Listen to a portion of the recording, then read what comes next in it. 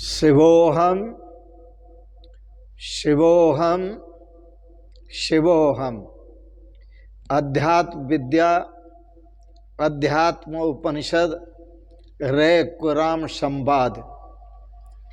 बड़ा मीठा संवाद है गुरुदेव का और राम जी का। गुरुदेव ने कहा, राम जी, प्रारब्ध कल्पनाप्यस्य देहस्य भ्रांतिरेष ही। हे राम जी, प्रथम तो देह की भ्रांति है, और जो चीज भ्रांति से होती है वो होती नहीं है। फिर उसके प्रारब्ध की कल्पना कैसे की जा सकती है? जैसे देह की भ्रांति यही प्राणी के प्रारब्ध की कर्म की कल्पना है, पर आरोपित अथवा भ्रांति से जो कल्पित है, आरोपित अथवा भ्रांति से जो कल्पित हो वह सच्चा कहां से होगा? जैसे रज्जु में सर्प कल्पित है, भ्रांति से है। ठूंठ में नर भ्रांति से है। आकाश में पुष्प भ्रांति से है। आकाश में इंद्रधनुष भ्रांति से है। जो भ्रांति से है उसका कोई स्वरूप नहीं होता, कोई वजूद नहीं होता, कोई अस्तित्व नहीं होता। तो फिर से कहूं कि देह की भ्रांति यही प्राणी के प्रारब्ध कर्म की कल्पना है। वस्तुतः यह देह है नहीं, यह देह है नहीं। मैं नहीं, मेरा नहीं। यह देह मैं नहीं हूं, यह देह मेरा नहीं है। मैं नहीं, मेरा नहीं, यह तन किसी का है दिया। जो भी तेरे पास है वह मन धन किसी का है दिया। यह मैं नहीं और ये मेरा नहीं। तो देह से भ्रांति रेष ही, प्रथम तो देह की भ्रांति है, जो देह है नहीं, और जो है नहीं उसका जन्म कहां से हो? जिसका जन्म नहीं उसका नाश कहां से हो? इस प्रकार जो असत है, जो असत वस्तु रूप है, और जो असत है वस्तु रूप है ही नहीं, सत्य है ही नहीं, उसको प्रारब्ध कर्म कहां से होगा? बात तो बड़े गजब की कह रहे हैं, बड़ा सुंदर कहा। फिर कहूं आपको, यह सूत्र कहता है वास्तव में न तो देह है और न प्रारब्ध है। वस्तुतः सत्य में न तो देह है, सत्य में कहो, परमात्मा में कहो, न तो देह है न प्रारब्ध है। न कोई बुरा कर्म है न कोई अच्छा कर्म है, और न कोई सुख है और न कोई दुख है। वास्तव में यह संसार है ही नहीं। ये किसने कहा? गुरुदेव ने कहा राम जी को। और जब संसार ही नहीं है तो कहाँ देह, कहाँ प्रारब्ध, कहाँ सुख, कहाँ दुख, ये भी नहीं है। परंतु यह बात अज्ञानियों को मत कह देना। यदि अज्ञानियों को कहोगे तो तुम्हारी दोनों आंखें फोड़ देंगे। वो कहेंगे तुम्हें दिखाई नहीं देता? 3.5 हाथ का पुतला शरीर दिखाई नहीं देता? ये कर्म का भोग भोग रहा है, ये प्रारब्ध दिखाई नहीं देता? ये सारा संसार है इतना, ये सब दिखाई देना। यही हुआ है संसार में। अज्ञानियों ने ज्ञानियों की आंखों को फोड़ा है, पर ज्ञानियों ने अज्ञानियों को जो बताया है वो सच बताया है।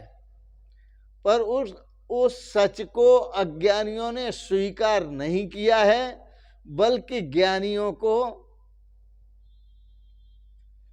धत्ता दिया है। मैं आपको एक नहीं बहुत सारे उदाहरण दे रहा हूं। यदि आप मेरी बात ये अज्ञानी को कहेंगे कि देह नहीं है, प्रारब्ध नहीं है, संसार नहीं है, सुख नहीं है, दुख नहीं है, कर्म नहीं है, पाप नहीं है, पुण्य नहीं है, यदि आप ये बात अज्ञानी को कहेंगे तो अज्ञानी पता है क्या करेंगे?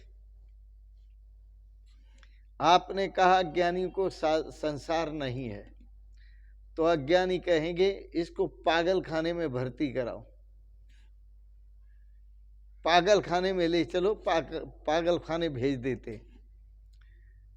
हमेशा ज्ञानी और अज्ञानियों के बीच ऐसी ही हालत रही है, जैसा अंधों के बीच और आंख वालों के बीच।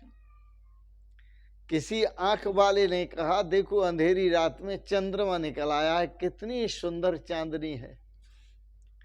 अंधे ने कहा अपनी आंखें फोड़ करके देख, तब पता चलेगा कि चंद्रमा की चांदनी है या नहीं है।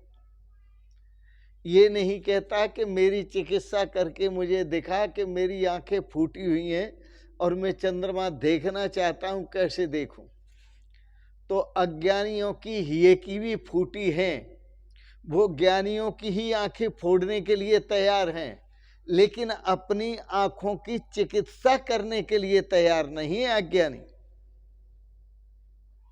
आप मेरी बातों पर हंस रहे होंगे, जैसे ज्ञानियों की बातों पर अज्ञानी हंसते हैं और आंख वालों की बातों पर अंधे हंसते हैं, और वो कहते हैं आंखें फोड़ कर देखो फिर बताओ प्रकाश कहाँ है।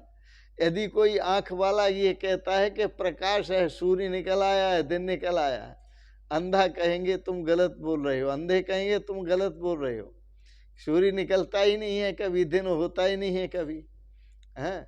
अब अंधे से कहो भाई तुम ये कैसे कहते हो, अरे हम आपको दिखाते हैं। कैसे दिखाओगे? बोले तुम्हारी आंखें फोड़ कर दिखाएंगे, तुम्हारी आंखें फोड़ देंगे तो जैसे हमारी तरह अंधेरा हमें भी अंधत्व दिखाई देता है, ऐसे तुम्हें भी अंधत्व दिखाई देगा। जब तक आंखें ना फोड़ोगे तब तक अंधत्व दिखाई नहीं देगा।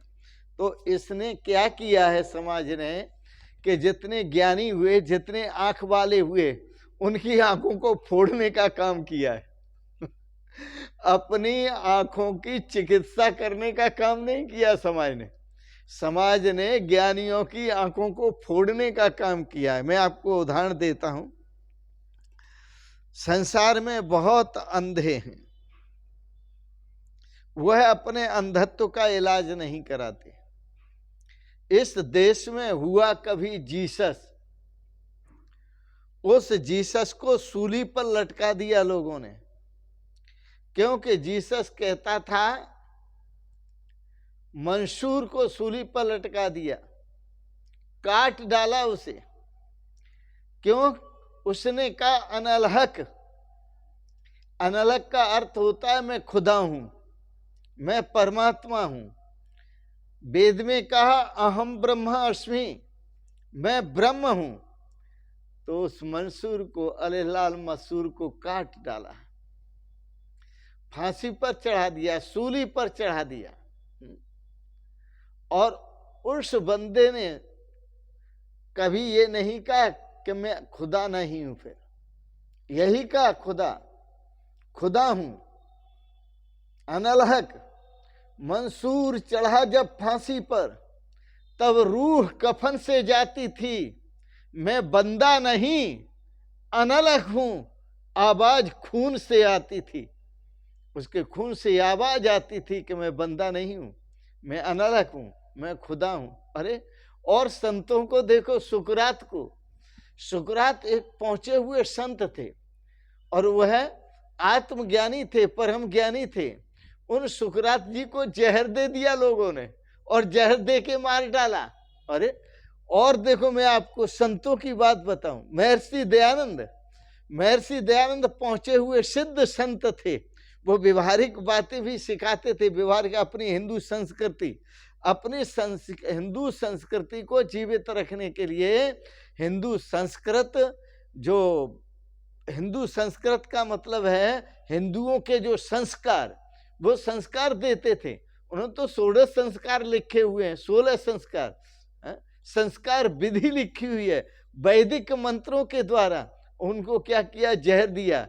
कई बार जहर दिया और नहीं मरे तो उनको काच पिलाया, पीस करके काच दूध में मार दिया। और इसके साथ साथ और भी हैरान करने वाली बातें हैं भारत में। हमने जो भारत में बुद्ध हुए, महावीर हुए, रामकृष्ण हुए, ये सिद्ध संत हुए। अरे इनका तो शास्त्रार्थ हुआ बुद्ध भगवान का और महावीर भगवान का। क्योंकि बुद्ध भगवान कहते थे परमात्मा ही सब कुछ है, महावीर भगवान कहते थे आत्मा ही सब कुछ है। तो इनका शास्त्रार्थ हुआ। जब शास्त्रार्थ हुआ तो बुद्ध भगवान बोले आत्मा कुछ नहीं है, तो महावीर भगवान बोले परमात्मा कुछ नहीं है। दोनों ने परमात्मा को इनकार कर दिया, क्योंकि मैं हूं ना, जब मैं हूं तो दूसरा नहीं हो सकता, परमात्मा मेरा ही स्वरूप है, इसलिए दोनों इनकार कर चुके।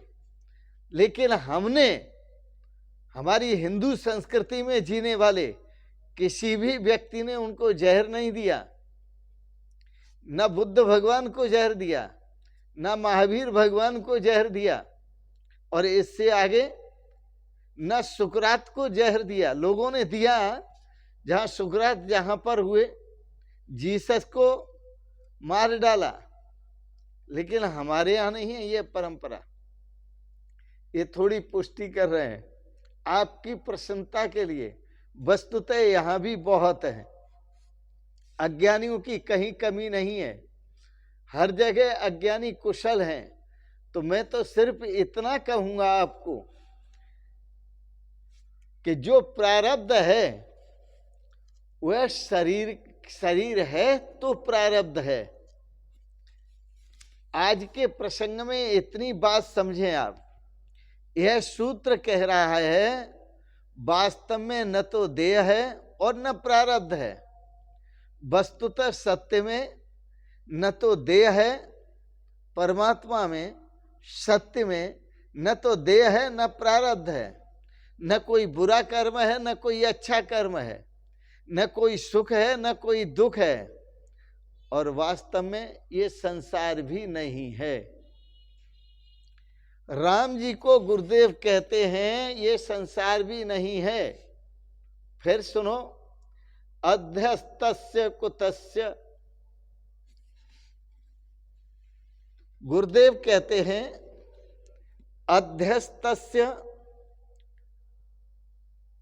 असत्यस्य, अध्यस्तस्य असत्यस्य कुतो जनी, इसका जन्म का जो असत्य है, जो सत्य नहीं है, जो अध्यस्त है, वो कहाँ है? जो अध्यस्त है अधिष्ठान में, अधिष्ठान परमात्मा है, और परमात्मा में यह देह, यह शरीर, यह संसार अध्यस्त है। तो जो अध्यस्त है वो है नहीं, परमात्मा ही है, और जो है नहीं वो सत्य कहाँ से होगा? वो असत्य है, और जो असत्य है उसका जन्म कहाँ है? और अजातस्य कुतो नाश है, जिसका जन्म नहीं है उसका नाश कहाँ है? और प्रारब्धम असत्य कुतः है, और जिसका जन्म नहीं हुआ उसका प्रारब्ध कहाँ होगा? बोल वृंदावन बिहारी लाल की जय। आपका कोई प्रारब्ध नहीं है, आप अपने को प्रारब्ध मुक्त देखिए, अपने को प्रारब्ध रहित देखिए। तो इसलिए मैंने आपको कहा आज के प्रसंग में कि आप प्रारब्ध मुक्त हैं, परमात्मा का स्वरूप है, आनंद स्वरूप है, प्रेम स्वरूप है, शाश्वत सुख और शांति स्वरूप है। अपने स्वरूप का आनंद ले, इसी में मस्ती है, इसी में आनंद है, इसी में रस है और इसी में शाश्वत सुख है, इसी में शांति है।